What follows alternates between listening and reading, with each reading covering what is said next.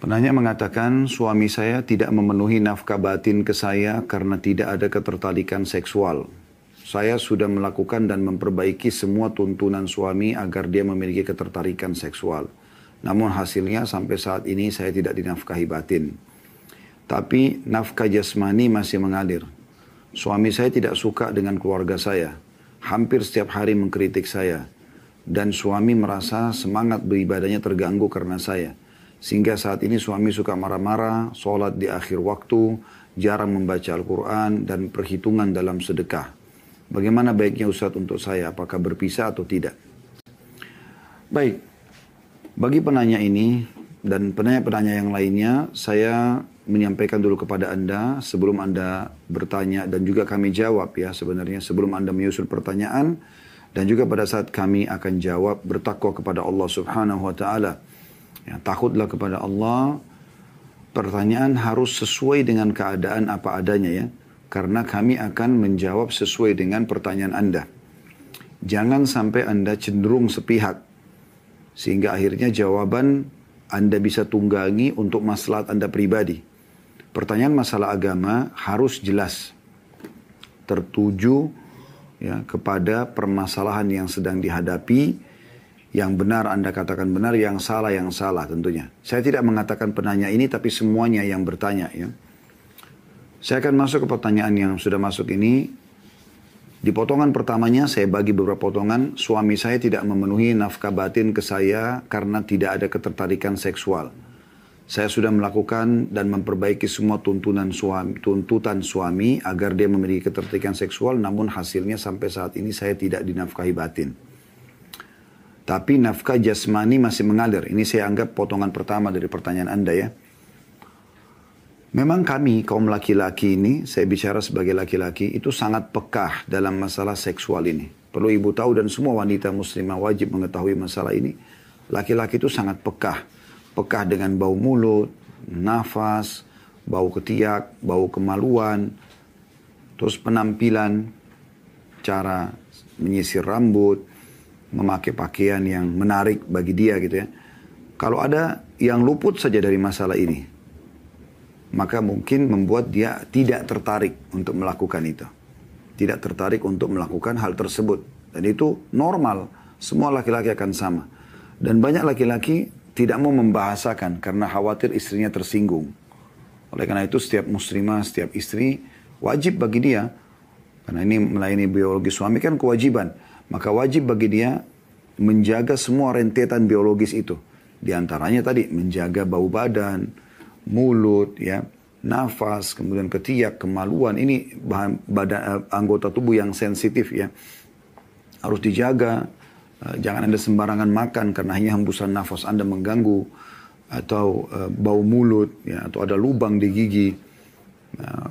Usahakan Anda selalu sikat gigi, ya, dan juga kumur-kumur pakai mouthwash mungkin ya. Sampai kata Nabi SAW, aku diperintahkan bersiwak sampai aku mengira ya, aku akan ompong karena seringnya disuruh membersihkan gigi itu.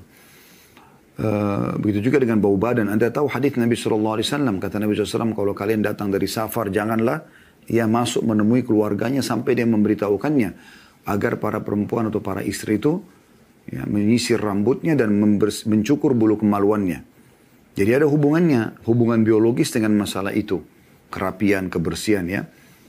Itu juga dengan baju yang dia suka, potongan rambut yang dia suka, penataan rumah yang dia suka ya.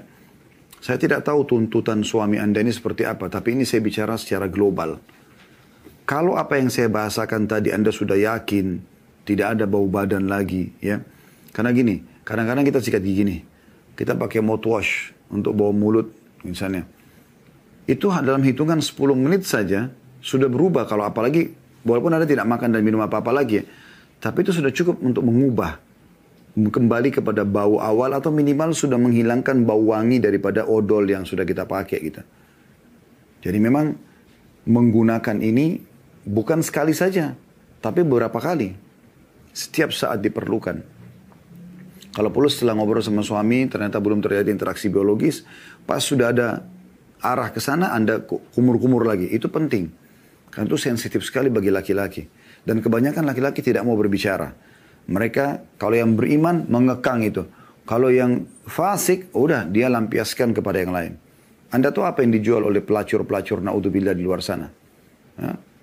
Baju yang seksi, penampilan yang menggoda ya, tutur katanya lah, badan yang wangi. Memang begitu. Nah, seharusnya metode itu, metodenya ya, bukan jadi pelacurnya. Metode pakai baju yang seksi, badan yang wangi, godaan-godaan, menghibur suami yang positif, itu harusnya ada pada istri. Itu poinnya. Ya, jadi Anda pada saat menjalankan tuntutan suami sini, jalankan memang karena Anda tahu ini kewajiban Allah dalam memberikan hak suami dalam biologis, maka Anda lakukan itu. Sehingga Anda tulus dalam mengerjakan, bukan terpaksa. Saya kasih contoh, ada salah satu kerabat kami, sampai bercerai. Coba Anda bayangkan. Setelah suaminya sudah sekian tahun mengekang, suaminya suka rambut panjang, istrinya tetap selalu pendekin. Dan kalau diingatkan, kenapa potong rambutnya? Ya memang modal saya, kan panas, kan begini. Tidak mau tahu. Akhirnya sampai suaminya sudah nggak suka sama dia. Sabar sehari, 2 hari, sebulan, 2 bulan, sampai tahunan, akhirnya puncaknya cerai. Saya tanya sendiri kenapa. Salah satu sebabnya hanya karena masalah itu rambut saja. Itu sangat peka. Dan ini beda sekali dengan Anda sebagai wanita. Anda kalau cinta suami Anda beda. Bahkan kadang-kadang ada di antara istri subhanallah. Ya, Allah buat dia, walaupun suaminya berkeringatan, mungkin dia bersedia untuk disentuh. Karena cintanya sama suaminya. Kadang-kadang suami pulang kerja, belum sempat bersihkan badan, tapi begitu dia mendekat sama istrinya sudah wangi, istrinya menyambut saja. Walaupun sebenarnya itu mengganggu juga dia. Tapi begitu perempuan beda. Kalau laki-laki tidak seperti itu, Bu. Ya, ini poin mesti Anda fahami. Potongan pertama pertanyaan Anda. Walaupun satu pertanyaan, tapi saya bagi jadi beberapa biar jelas ya.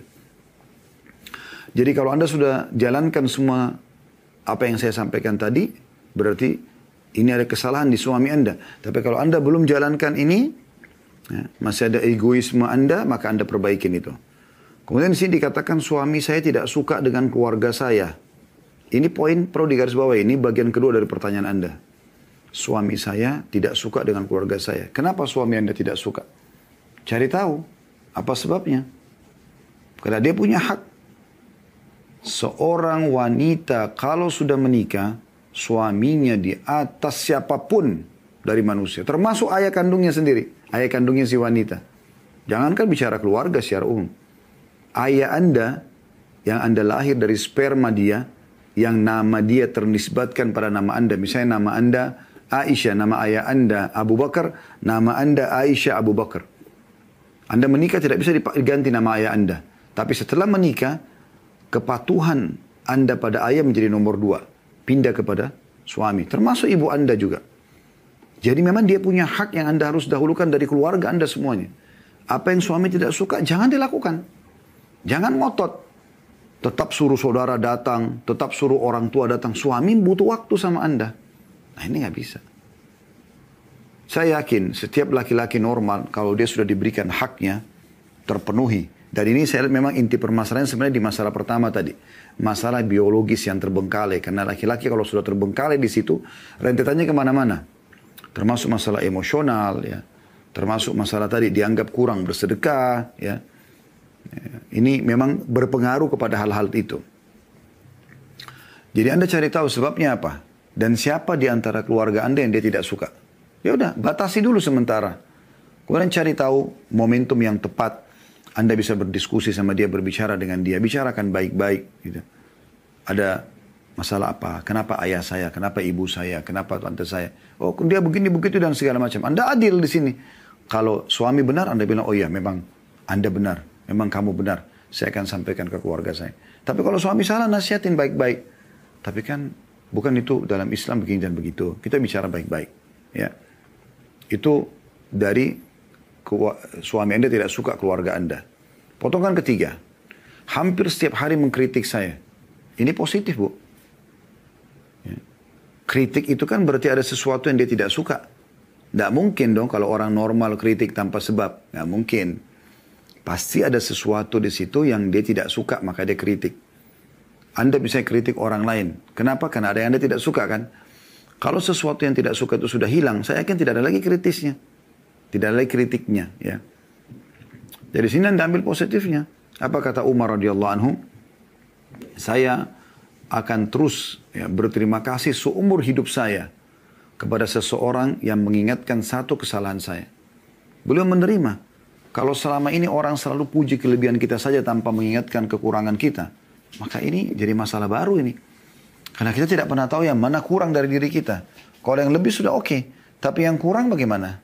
Kadang kita butuh perbaikan, kita kan manusia, punya banyak kekurangan. Saya melihat poin ini, bagian ketiga dari pertanyaan Anda, saya lihat ini positif. Kalau suami mengkritik Anda, itu positif. Sangat baik. Ya, supaya Anda bisa perbaikin kan gitu. Terima saja sebagai masukan. Potongan keempat, Anda mengatakan, dan suami merasa semangat beribadahnya terganggu karena saya. Sehingga saat ini suami suka marah-marah, sholat di akhir waktu, jarang membaca Al-Quran, dan perhitungan dalam sedekah. Kalau marah-marah ini pasti ada sebabnya. Ya, sudah kita, mungkin Anda sudah bisa tersentuh dalam hati tadi dari apa yang saya jelaskan sebelumnya. Ada sebabnya, biologisnya terbengkalai, ada keluarga yang Anda paksakan mungkin bertemu dengan dia, dan dia tidak suka dengan sikapnya misalnya. Ya, maka ini bisa menjadi pemicu marah. Kalau sholat di akhir waktu, Anda lihat dulu. Apakah semua sholatnya begitu? Atau memang pernah terjadi depan mata Anda? Makanya tadi saya bilang di awal pertanyaannya, Anda harus bertakwa pada Allah. Bertanya apa adanya keadaannya. Jangan kita terbawa karena kita ingin bertanya supaya ada pembelaan terhadap kita lalu kita membahasakan, gitu kan? Nah, dia mengakhirkan sholat di akhir waktu. Semua sholat kah? Dan Anda lihat dia lalai, lagi azan dia santai aja, dia main handphone, dia nonton. Atau memang pernah Anda lihat sekali dia terlambat sholat. Mungkin kena lupa, mungkin kena ketiduran, mungkin kena perjalanan macet. Kan banyak. Anda lihat dulu uzurnya ini. Seperti apa dia sholat di akhir waktu. Jarang baca Quran, itu bukan urusan Anda sebenarnya.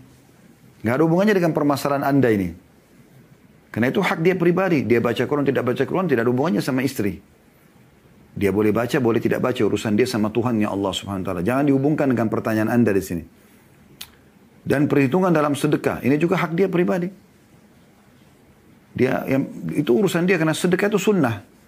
Dia boleh bersedekah, dia boleh tidak bersedekah. Dan masalah menghitung, Anda bilang perhitungan dalam sedekah itu, kalau harta dia, hak dia. Tidak usah ibu hubungkan dengan pertanyaan yang ibu sedang sampaikan. Kasus tadi masalah biologis yang terbengkalai itu. Kalau Anda tanya bagaimana baiknya Ustaz untuk saya, apakah berpisah atau tidak, inti pertanyaannya di sini, maka saya mengatakan perbaikin dulu apa yang kami sampaikan tadi. Setelah itu, baru kemudian Anda lihat kalau tidak ada perubahan dari suami, memang Anda sudah coba perbaikin, Anda sudah coba baik, Anda ikhlas karena Allah SWT, saran saya istikharakan. Sholat 2 rakaat, minta petunjuk kepada Allah, apakah rumah tangga ini dipertahankan atau tidak, lalu ikutin insya Allah hasil dari istikharah itu.